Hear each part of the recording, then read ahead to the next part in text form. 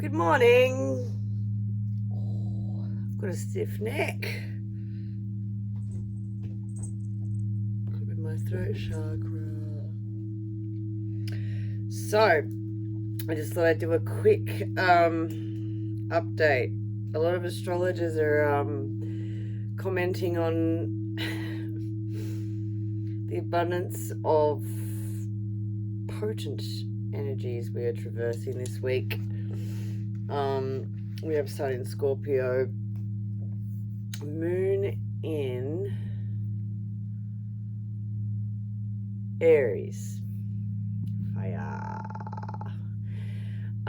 But we have some big things happening in terms of the big full moon, super moon, biggest moon of the year, happening on the 5th, Wednesday, tomorrow, here in the UK. Adjust accordingly for your time zone. It's really, I feel, as a Taurus rising, bringing up our values and potentially how our values have changed. I value Shakti, the kitten, more than I value dollar bills, y'all. So it's really looking at, I used to work full time, work really hard, and we've got to get paid this much, and I have a bit of a wound. I had a bit of a wound around lack mindset and poverty consciousness, which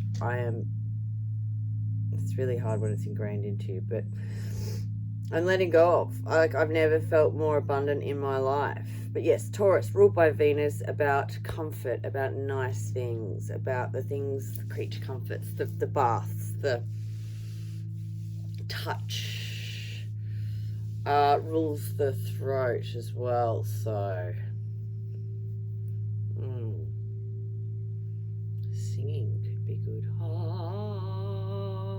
Humming, this thing, what do they call it? Is it harvesting? No, it's homing, havening, where you comfort yourself.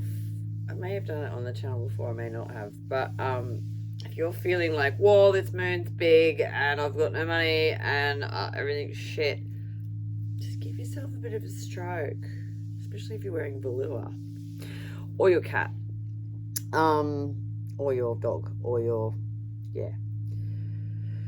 ottoman, or your pillow. So many things you can stroke. Touch, comfort. Journal prompt would be for this full moon: what is an outdated value that I wish to release?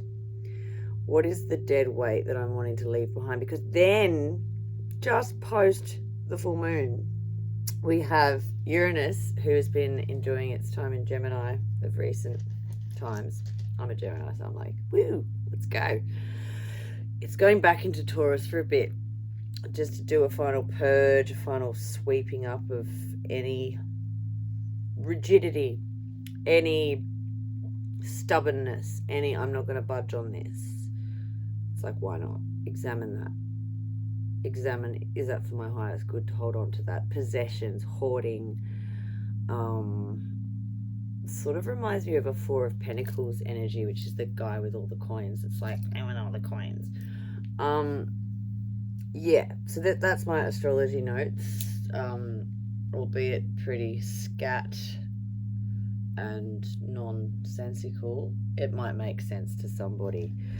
I say a lot, don't I? Anyway, moving on. I'm going to pull a rune for this week. After the Uranus moving back into Taurus, we then have Mercury going into retrograde on the 9th of November. Till the end of the month, pretty much. So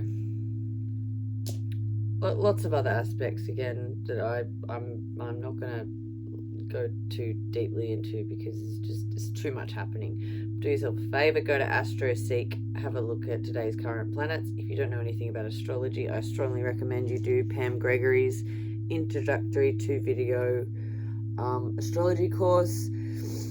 It's quite old, but she is the queen of astrology in my mind. If you're wanting something a bit more contemporary, I would recommend the Peace Dealer. He has an app. He goes through all the houses, planets. It's a great resource to educate yourself, but he also has a great sense of humor, so it's quite entertaining. Now I've just pulled a rune.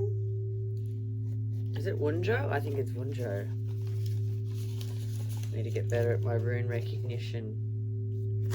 Look how tattered this book is. It's like barely even a book anymore. No, it's Thurisaz. Thor.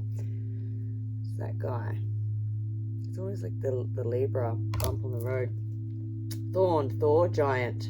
Thurisaz. Protection, power, and focus. Wow. Thurisaz can represent being in the right place at the right time. Drawing Thurisaz may be telling us to think before we act. So that's the slow down into the slow moving Taurus energy and just, what do I need to release? Am I doing something that's from an old timeline here? Or am I acting out certain behaviors that are outdated? Related to the god Thor and symbolizing lightning, the symbol defends all that challenges order, often dramatic changes for the better. It's very Uranus energy there. Uranus is quite chaotic. That's like a really good rune to pull for the Uranus moving into Taurus, because like lightning, but it's dramatic change for the better. Rune of protection and can be used as defense against adversaries. Very cool. Just thought I'd do something different with the runes because I do live in Scotland and I probably should stick to my own lineage in terms of, I just find it resonates more sometimes when it's like in terms of Celtic shamanism and Celtic mythology, Norse mythology. I don't know if it's because it's of the land, but it just hits. I don't know. My ancestors, I suppose, are part of my spirit guide team. I'm also going to pull a Black Moon Lilith, past, present, future. Where have we been? What do we know? What don't we know? What's coming? And already we've just had a Black Moon Lilith in Scorpio fly out of the deck, and the sun is currently in Scorpio, of course, so we are in the deep depths. Have been in a water trine this week. Sexual alchemy. It is a very sexual time in terms of Scorpio is the sex and death archetype. So even if you don't have a partner, it's a time to get in touch with it could be sexual wounds, it could be like just clearing out your sacral chakra if there's any blockages there. But yes, I won't get too explicit here about that sort of a thing. I'm just going to read you what it says. So that's where we've been.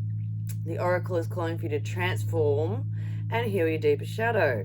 As I just said, dark energy from childhood or ancestral trauma can project into your reality and just stay stuck in your chakra energy center. So you can heal that through Reiki, through inner child healing, reading, journaling, painting, writing a song about it, talking about it, seeing a mental health professional, many things. So if you do project these traumas into your reality, it can hold you back from your true authentic self. It can feel like an arduous process, like a dark night of the soul, but in order to, at the other end of this journey is self-empowerment. Black Moon Lilith in Scorpio is both challenging and rewarding when integrated. Symbolized by the scorpion, Scorpio is a fixed water sign which represents the depth of emotion. Secrets, crisis, the occult, and sexual power all live under Scorpio. Mars, the god of war, and Pluto, the lord of the underworld. So Mars is also the ruler of Aries, and the moon is currently in Aries. So this card's kind of speaking to the astrology as well. Pluto, the lord of the underworld, both rule Scorpio. While you may not see this intensity at first glance, it bubbles fiercely under the surface. When Black Moon Lilith is in Scorpio, you can experience sexual trauma, power struggles, or crisis, which can create suffering in the present. As a result, you may repress difficult events, leading to conflicts and challenges.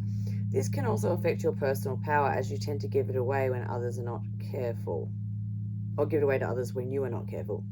We can see this manifest in the life of Johnny Depp, a natal Black Moon Lilith in Scorpio who grew up with an abusive mother. You can alchemize this dark energy into light through shadow work, practicing boundaries and releasing the past. Dark divine feminine shadow work. Heal your divine feminine sexual magnetism by releasing any shame you have around this primal side of yourself. Incorporating moments for self-pleasure. What was I saying? Sex, magic, and self-love can help you navigate it. Dark divine masculine shadow work. You have a deep sense of power, but it's important not to control others with it. Practices like breath work and solitary meditation can help integrate any crisis you've experienced in your life. I sort of said all that, but anyway. It's time to dive deep into your darkest shadow. Tap into your sexual power and magnetism to heal, transmute, alchemize. Okay, Spirit, what do we have for the present? What the collective need to know for the present? First week of November. We need to know next. Oh, we don't need that many, Spirit. Just one card, please. One or two is fine for the present. What do we need to know? I need to get my shuffle game on. Exaltation, Master Manifestor. Yes, please. Number 42. I'm a manifestor in human design. If you don't know what that is, have a look at my playlist. On the playlist tab on human design, there's a brilliant woman called Natural Flow Alchemy on YouTube, and she explains everything to do with human design. It's a really fascinating way to look at understanding yourself and your energy centers, and it sort of integrates quantum physics with astrology and other things that you'll learn about if you go and watch that playlist. So, exaltation is the feeling of joy, or exaltation, sorry, a bit dyslexic, elation and peace.